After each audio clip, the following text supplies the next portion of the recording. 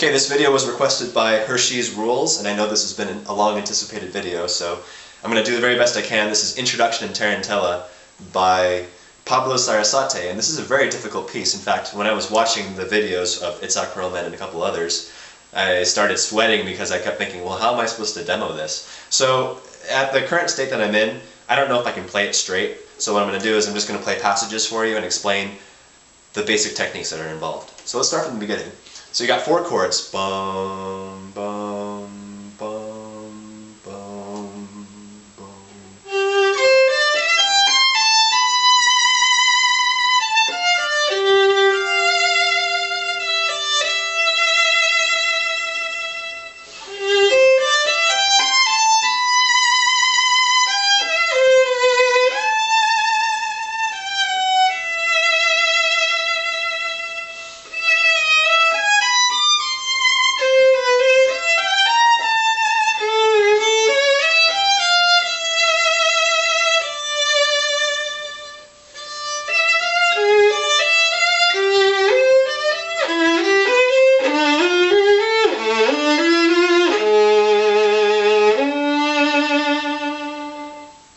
Let's talk about that first phrase that I just finished playing for you. We've got two occurrences of this opening phrase. Okay, and the first one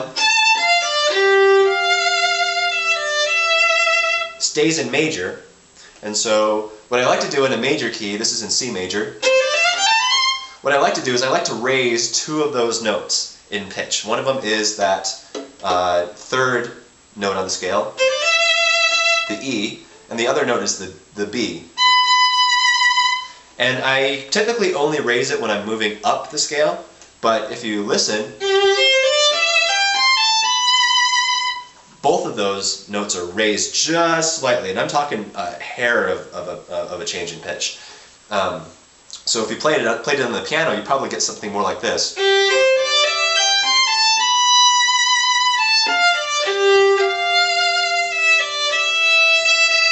So it's matching your open string. However, when I play it,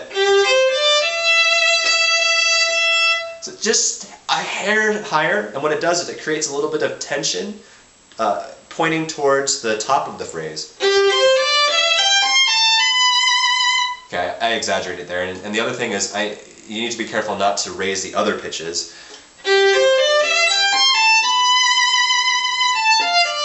Particularly the F. Right there, coming down. So this is a very advanced technique that I wouldn't recommend to any of you that are just barely learning to play the violin. And I guess at the same time I wouldn't recommend playing this piece if you're starting to learn the violin because it's very difficult. But if you are an advanced player and you want to add a little bit to your playing, I would experiment a little bit with that in adding a little bit of extra pitch going upwards on the E and the B in the opening.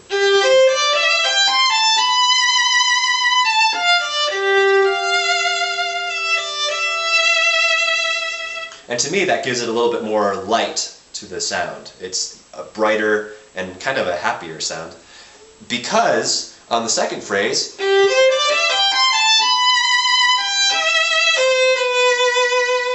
now what I'm doing, when I come in, again a little bit raised, but immediately coming out of this, because it comes out minor, now I'm going to drop all my pitches back down. So my E is going to revert back to its normal. And then what I do is a little trick is dropping my C a little bit lower. Instead of, I'm dropping it because of that, and then I'm hugging it really tight. Okay, not that tight. Also the G and the F sharp, I'm hugging those really tight too. In fact, I'm only using my second finger on both of those notes. And what does that do? It creates a minor feel to the key. So what I would do in these two phrases, be very careful not to overdo this, because if you overdo it, it's just going to blast your intonation to pieces. But if you just add a slight little bit of difference in intonation. Let me show you these side to side again.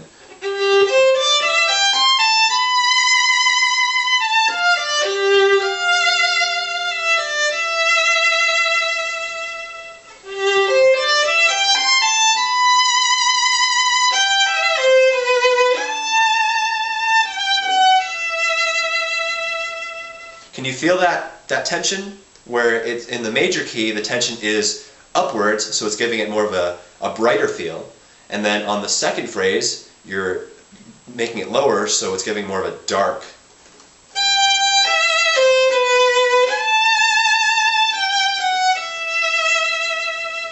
And like I said before, very advanced technique. And if you do have a teacher, I would ask them about this first and make sure that it sounds the way that it should sound, which is to give that tension rather than just sounding out of tune, because it's possible to do that too.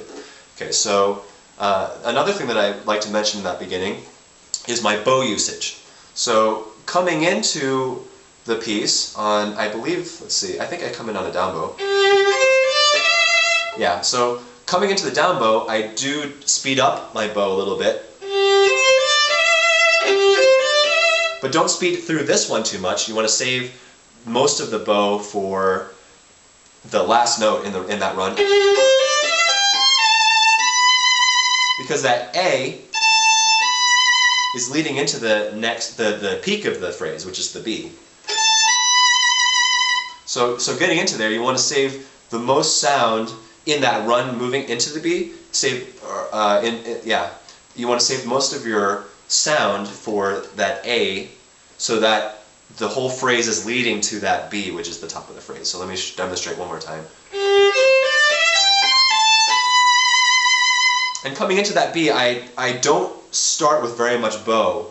In fact, I start with a very slow bow coming in. And accentuating that with my third finger vibrato, as I come down and start speeding up, it gives it a swell, a natural swell, and that's what I think what the music dictates here, or what it to me is what it wants. And if you'll notice, I slow down my bow here, coming up to the top, but I don't slow down my vibrato, or at least I'm trying not to.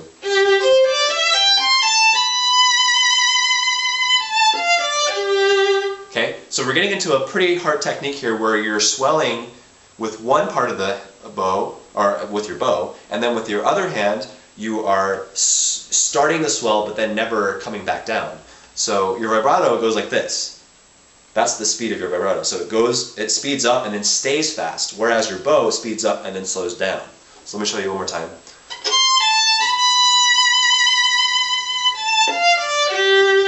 And what that does is it creates a feeling of, okay, coming to an arrival, and then when you arrive, instead of just falling back down, you're arriving and then staying there at the arrival.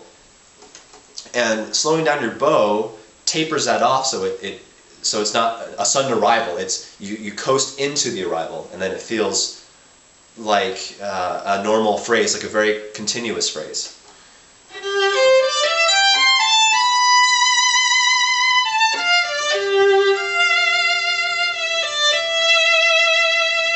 And I save most of my playing around with this amount of bow speed. I save that for after that B. Now here, so I'm doing a lot of swelling with my bow.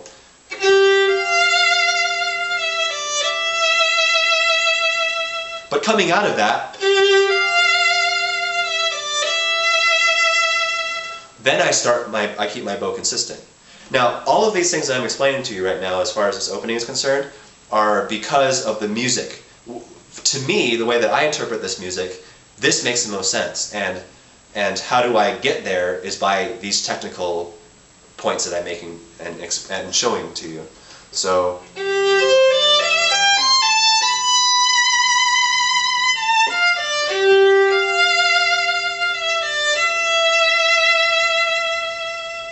So can you see, or when I demonstrate that, can you see all of the elements I talked about? Can you see the bow speed going into that B?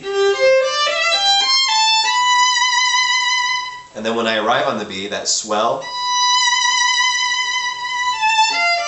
Coming out of it, I have I accelerate my bow a little bit. And then slow it down. So it gives this feel of